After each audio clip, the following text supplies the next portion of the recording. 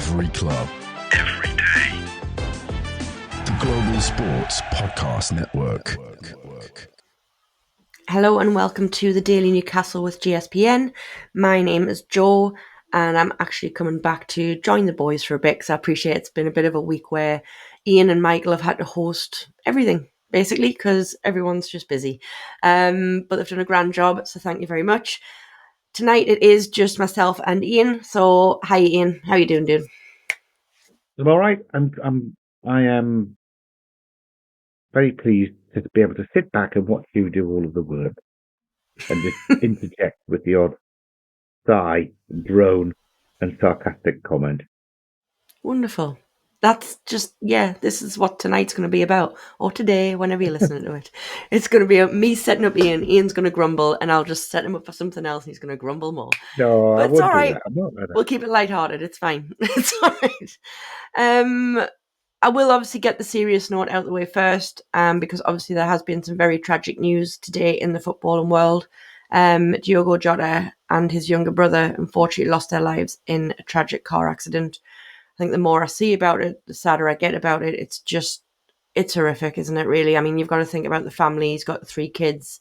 He's just got married. And, from the looks of it, because everyone, again, jumps to conclusions, he was speeding his Lamborghini and all this sort of thing. But I think it's turned out that it was genuinely just an absolute tragic accident where he's went to overtake someone, his tyre has blown out. And unfortunately, it's went from there. So we'll not go too much further into that. But again, as I say, tragic news that you never like hearing about. And I think the whole footballing world is kind of banded together in that sense as well. So I think I've seen a few people kind of grumbling, which I find a bit weird, about people saying all rivalries and aside and all this sort of thing.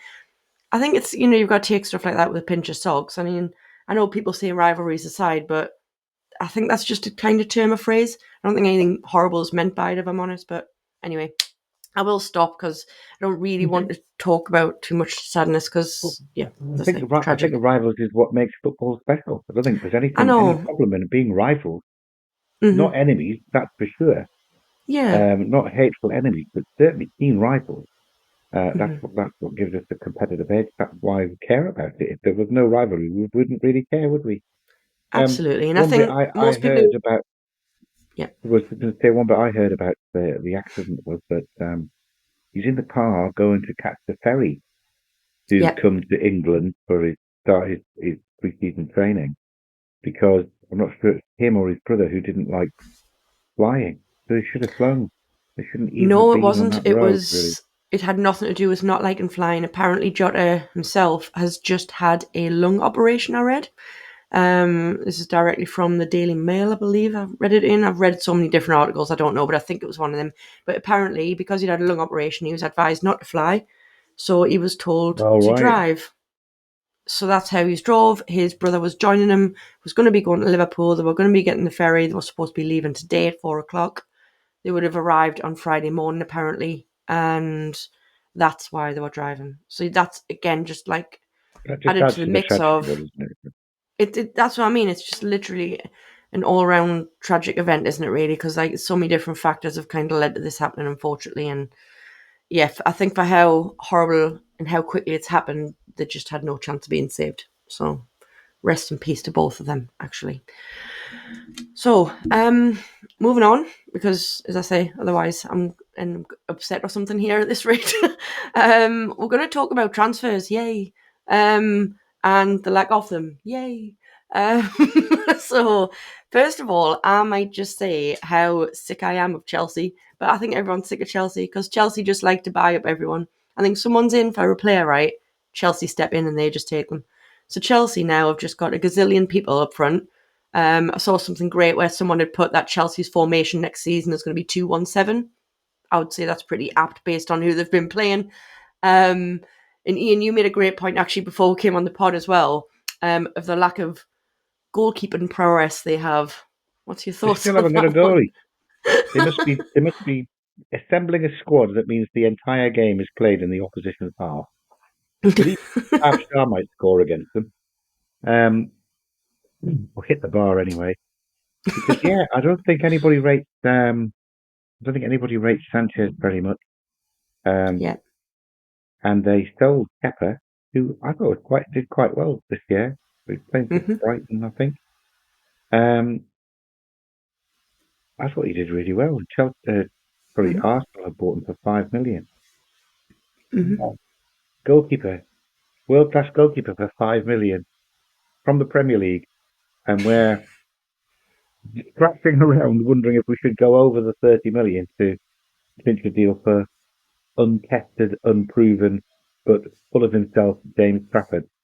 What do you think about that deal, Joanne? Why is that going quiet? Oddly enough, that's literally my next little thing that I had written down. Are we ever going to seal the deal for Trafford? Because it honestly feels like it's the longest deal ever. Apparently, this is something that's been in agreement, discussions with since last season. Apparently, even personal terms have been agreed.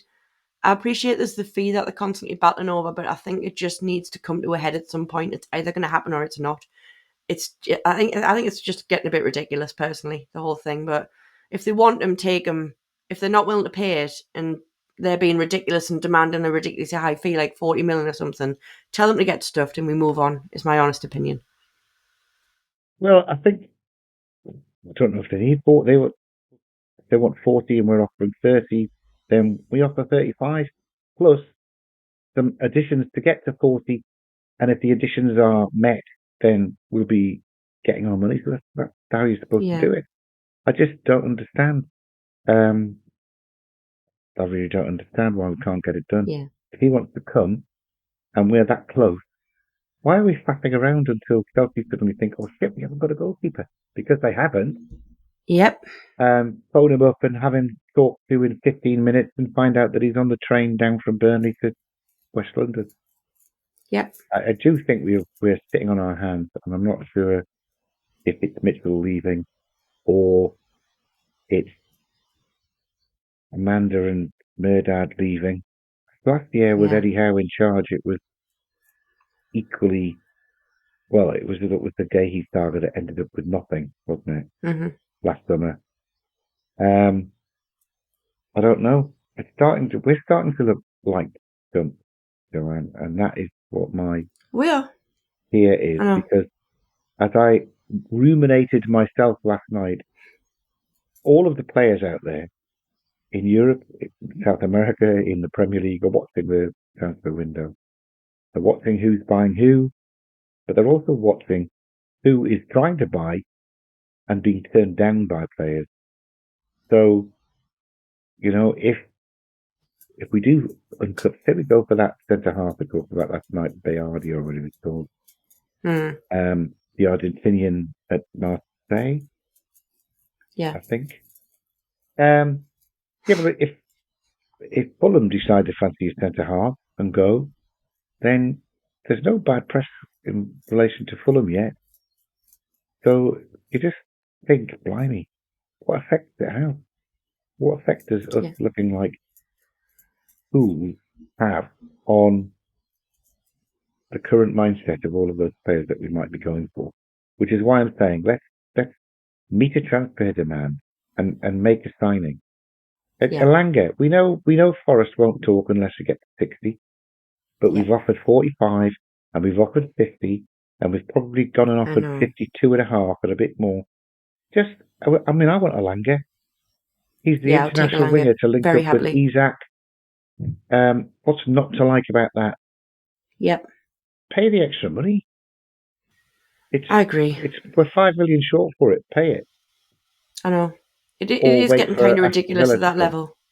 Well, yeah, exactly. I mean, if you're willing to pay 50, 55, you've got to be willing to pay 60, surely. And if that's going to be the clincher and 60 million's where he's going to... Because apparently Elanga's he wants to move as well. So... But again, you don't know how much of this is speculation, do you? Because you hear far too many rumours. It's been the same all the time in Newcastle. And it's been even worse since we get taken over. But you make an excellent point with regards to Mandy and Mehrdad, I'll be honest. Because I just think... I said it at the time that we haven't seen the backlash when they actually left. I haven't seen the real backlash of this yet. I think we're starting to see it now.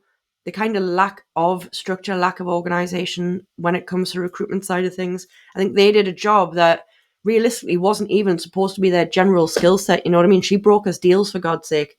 She doesn't normally go out and structured, like, actual getting players in or anything, but she had the Midas touch, so to speak, didn't she, really, in terms of getting some really amazing players in who made a massive difference to us, like post takeover, like the months and years that followed for them then. But And I don't the know, great intangible, is that she could sell. As she's a salesperson when she broke into deals. She could sell the project to a Bruno, to a Botman, to an Isac, exactly, and that's why they came.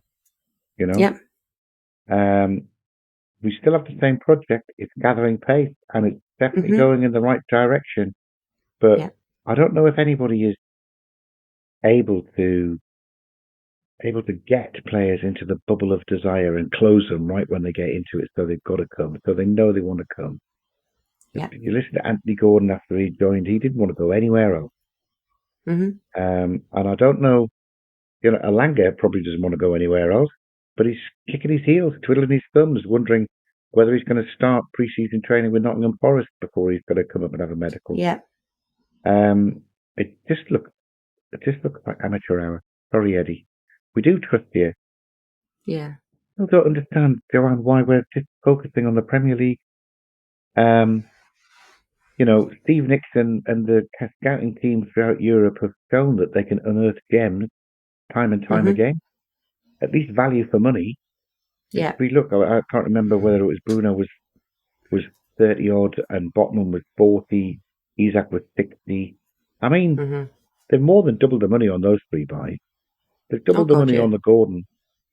So, they must have a long list in Europe of players who they think are going to excel. We've got a first team squad. We just need that sort of high ceiling youngster to develop. And if they cost him 25 million, they'll be worth 50, 60 in 2 seasons' time when they're first team players. Because I think we've got more than a season to get out of Scar and Dan Burn. Still, oh yeah, Jamal Lascelles will come in. He's still got something to give. So yeah, it's a very general moan, that, isn't it? It is, but it's stuff we've said before. Not knowing how anything works. I know. But just really observing how poorly it seems to be working now. When the takeover first happened, and Amanda and Mehrdad were smiling from our TV screen, we got things done. We signed 5 players in the 4 weeks of that January window when the takeover had been done. It's amazing. Kieran Trippier signed on the 2nd of January. Yeah, I know. What is going on?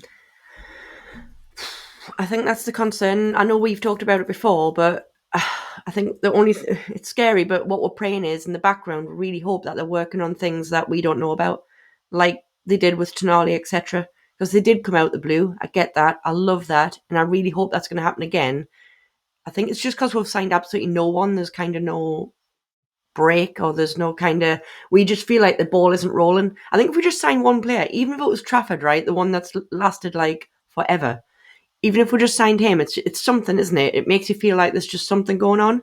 But the fact that we're not even sealing a deal that's apparently been going on for over a year is probably the biggest concern, I'll be honest. But well, Joanne, are we just going to haggle and haggle and haggle forever, or I don't know? You're going to need to get excited by the fact that we're going to sign a England international who's currently a free agent, so for nothing.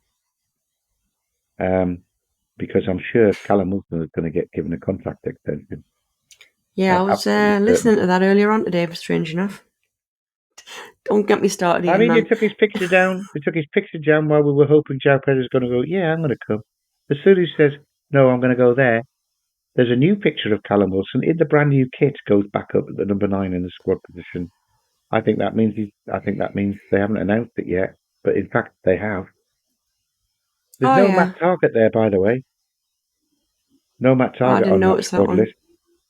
Yeah, so maybe, I don't know, we're guessing. Why are we guessing? Again, when Amanda and Mehrdad were in charge, we had what was going on. We didn't have to guess. It was happening. They told us everything, and that was one of the real breaths of fresh air of the takeover. And actually, it must just have been Amanda and Mehrdad doing that, because there's nothing coming out of Newcastle, as far as I can Nope. see. Craig Hope, after a month, has managed to winkle out that we might be looking at a centre-half from Marseille. And that's it.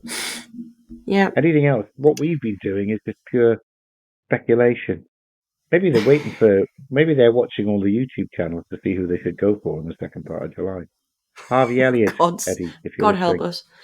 Harvey Elliott's only 45 million. He'll do a good job. You would? Yeah. Or Adeyemi. Adeyemi's only 40 million from Borussia Dortmund. Champions League final player. 2. Drop them an email, man. Tell them who they need to go after.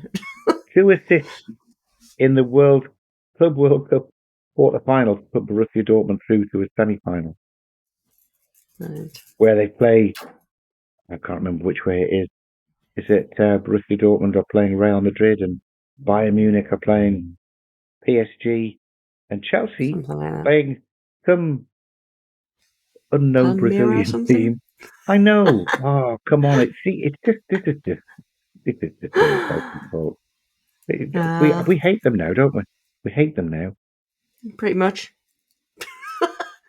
Just like that, they've elevated themselves right up there. I know. As soon as you start thinking about Chelsea, you then start thinking back to last summer when we were going to get Tosin at centre-half, a free signing. And he was coming right up until he went to Chelsea. Right. I'm going to break here. We're going to listen to Ken's dulcet tones. We'll come back, have a bit more of a moan, and really keep people on the edge of their seats. So here's Ken. Your body is unique. And Global Sports Podcast Network has partnered with Bioniq, the world's most personalised supplements. Bioniq provide 100% tailor-made supplements designed to deliver precisely what your body needs at exactly the right levels to optimise your health. No guessing. So click the link in the show notes. Use the code GSPN2025 for 40% off your first month's subscription. Bioniq. Don't settle for off-the-shelf solutions made for just anybody. Get what's right for you right now. Thank you very much to Ken. Or I've now decided I'm just going to call him Mr. Smooth, because alongside you, Iain, you guys have got the smoothest voice in the world. Well, so Mr. Smooth hasn't been very well for quite some time, and he's not very active anywhere. So I haven't been able to catch up with him for a few weeks. So Ken, if you are still checking in to see how your golden boys up at the Daily Newcastle are getting on. Golden boys is a general term for golden boys and girls, by the way. We don't take offence. Me and Nick aren't offended like that. We hope you are doing well, mate. We hope you are doing well. We do. Well. Absolutely. Get well soon.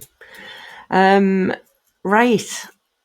Iain, honestly, it's like I really want to be able to sit here and talk. Like I miss talking proper football for starters, so I'm getting bored of this some already, right? I'm getting bored of the fact that we've just got nothing but repetitive rumours to talk about on the transfers. I sound like I'm having a moan here, but I kind of am, right? I saw something today as well. There was another link to Ghodoussi from West Ham. Don't know how much there's in that. Again, I don't know whether it's just people just talking on social media or other YouTubers throwing names in the mix just to kind of get some content, like you say, because everything's up in the air. I have been reading a little bit about West Ham and about Graham Potter, Graham Potter's only made one signing. Right. And if you think we have a bad transfer window, the only signing Graham Potter made, which was to get Evan Ferguson from Brighton on loan in the January window. And Evan Ferguson, not only did he not score, he didn't even have a shot on target during his loan period.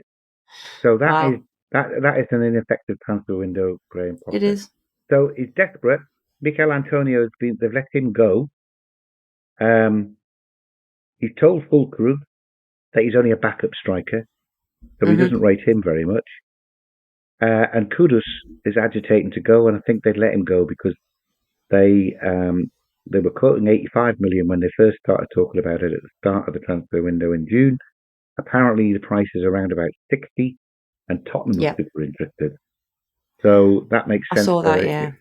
But Potter will then get some cash in and he can go and buy the strikers that he craves, although apparently the striker that he does crave is being snaffled by Brighton, so he won't get him. So so they are keen to sell. Yeah. I mean, apart from Kudus, I wouldn't mind Kudus. I think he's a great player. He wasn't very good last year. But I don't know if that's because he didn't get on with Potter.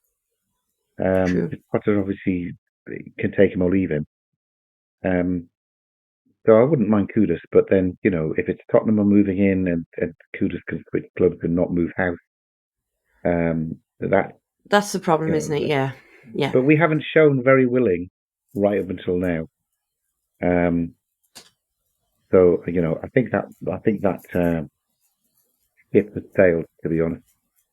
But there are some very good players out in Europe that I've read about. I don't know if we're interested. I don't know why we're not interested. Iain is one of them. He's at Dortmund, but he's not guaranteed a starting place anymore. He is faster than Alanga, and he can set up assists to score goals in Club World Cup quarterfinals and Champions League semi-finals. So he's got all of the experience that we need, and it's available for around about 40 million, apparently. Why are we not all over that? Yeah. Xavi Simon, is that right? Oh, well, I was going to bring him up, from Leipzig, So I'd be over the moon with him, I'll be honest. Leipzig, he's desperate. He's desperate to play in the Champions League. Leipzig haven't qualified this year, and wants to come to the Premier League. Come on. There's only one team that haven't started their third full squad, and that's us. He shouldn't be listening to us if we went and talked to him, and he's a world-class player already. Oh, I'd be over the moon with him. He's only 22 as well. I know. I know. There are players out there that if we got off our bottom and went and talked to them, I'm sure we'd have a fantastic case for Xavi Simons. But I don't know why am I saying that when there's a whole scouting team that was worked all year, presumably through Europe. Yeah. Not all over that one. I don't know. It's my ignorance, probably. My ignorance as to how the system works. But from an outsider looking in, that is just very odd that we are not talking to that sort of player. We all know that we're not privy to information. Look, it's a business after all. It's simple as that. I know we're fans. We love the club. We love the club more than anyone that's ever going to buy them, anything like that. But like you've said before, the communication was so much better when we had Amanda and Mehrdad. It doesn't mean they can't tell us anything. I'm not saying tell us everything, because that's ridiculous. Of course we're not supposed to know everything. I don't want us to know everything. I kind of like it when they do keep some things secret. I'm fine with that. But I like to know something. Give us something, man. We're literally craving information now as fans. They know how much this club means to us, what everything means to us, I'll be honest. They could just give us something. They could, I don't know. Surely it doesn't have to be all hush-hush to the point, or is it so hush-hush that they've got nothing to tell us? That's the worrying part. I like to think of it as another one, because I like to think that they're not keeping everything from us and there's nothing to tell. I just like to think that they're being ultra-secretive, but yeah, I would like some communication, man. Come on, it just makes everything a bit nicer, doesn't it? And the women's team's just as bad, by the way, because me and Joe had a rant about this the other day. All those players got released from the lasses team, 12 of them. They haven't brought a single player in. Apparently there's hell on with the new sporting director. She's came in and caused absolute chaos by the sounds of it. And but then again, no communication at all. You don't find out what's going on. So I think it's just frustrating, isn't it, really? It's all Chinese whispers, isn't it? Well, that's exactly it. And then misinformation, isn't it? We were taking some consolation through June. If you remember, we talked several times about how Newcastle will be working behind the scenes. There'll be a surprise. Suddenly a Bruno will arrive, or a Tonali, or an Isak, and we didn't expect any of those. But to be honest, I'm not sure. We are very secretive now. I mean, our pursuit of James Trafford can hardly be said to be cloak and dagger. Neither the fact that we were after João Pedro or Alanga. I mean, that was just there for weeks, wasn't it? I mean, Alanga is still there. Nobody's denying that we're going after Alanga and increasing the bid by 30 quid every time we go back with another one. So none of that's secretive. Are we just doing all of that to sort of pretend that, we are not very good at this transfer game, and then Wallop will show that we are because they'll pull 3 out of the hat? I hope it's true, but I know. I'm inclined to think that we've lost something of that. We're working without a sporting director. We're working without Amanda and Mehrdad. If it's Eddie, and he's got his nephew and Steve Nixon to talk to, then Eddie's got to make the final decision on that, hasn't he? And it'll be, is he the right character though? Is he? Am I going to make him grow as a man as well as a player? And there'll be all sorts of, I don't know. My cynicism is starting to come through, Joanne. And we shouldn't do that. I miss our happy clapper ways, man. Can we either just rewind time or fast forward past this whole summer, because I'm done with it already? But no. I'm looking for, I've got tickets for the Cellar Cup and stuff. I'm looking forward to that, I'll be honest. It'd be nice to get back, and I don't know. We'll have something sorted by then, Manian.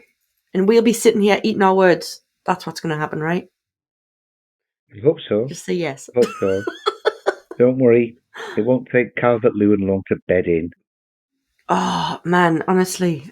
I know, when I heard rumours of that, when I read the other day about them coming on a free, I thought, there we go. You see? That's what we're getting. Scraps. Just bloody scraps. But I don't know. No, I haven't heard Calvert-Lewin being linked to us. I did think he would be a really good sign-up for Sunderland, actually. They're looking for some experience. They've spent 30 million on someone, then they're in the market for someone else for around 30 million. Comes to something when the Mackhams are doing more business, and I'm hardly jealous of them, but this is how desperate I'm getting for a signing. I'm getting annoyed that the Mackhams are signing people. Well, I think the players that they've signed, it's a third choice Atletico Madrid left back on a free, and apparently the guy at Strasbourg is just the guy at Strasbourg. He's not the guy at Strasbourg. Oh yeah, I'm not jealous of the actual ball, by the way. So yeah. So they need to. I think they need to get some experience, though, because they will be ripped to pieces without that. Which is why I think maybe they could have Callum Wilson, but they probably want someone to play. So I think Calvert-Lewin's a good shout for Sunderland, to be honest. And if he's looking for a club, Leeds, Sunderland, one of the promoted teams will take him. I could see him going to Leeds, I'll be honest. That's a good shout on that one. I could see him going to Leeds. But again, it's just social media talk, isn't it? I've heard nothing's solid about us being linked to him, by the way. But that's, again, but it goes back to what we're talking about. We've got so little to kind of work on. It's just people like us speculating on things that could happen, or what we might want to happen, or what we don't want to happen. So give us something to properly talk about, man. Evan Ferguson at Brighton, who obviously went on loan to West Ham and performed very disappointingly, but he's the guy who scored the hat-trick against us when they won 3-1. He looked really good then. I don't know if he's been cropped in the meantime and he's not come back from an injury or not. But that could, and he's still young because he was a teenager when he did that, and that can't be any more than 2 years ago. It wasn't just last year, was it? Did we get a draw at Brighton last year? I think we drew at Brighton. He didn't score a hat-trick last year, did he? It was 2 years ago we got a hat-trick against us. Oh, anyway, yeah. Oh, well. So that's somebody who Eddie might be able to remediate, if that's the right word. Eddie could do a lot with a lot of players. I think that's the frustration behind it. So there's actually a lot of players out there that, on the surface of things, might not look amazing. But the one thing I will kind of still always believe in is that Eddie and the team can really kind of turn some of the so-called maybe average to good players into great players. I really do believe that. So it's just a case of getting some names through the doors, isn't it, at this point? They would just need something, get the ball rolling, get us excited about anything at this point would be good.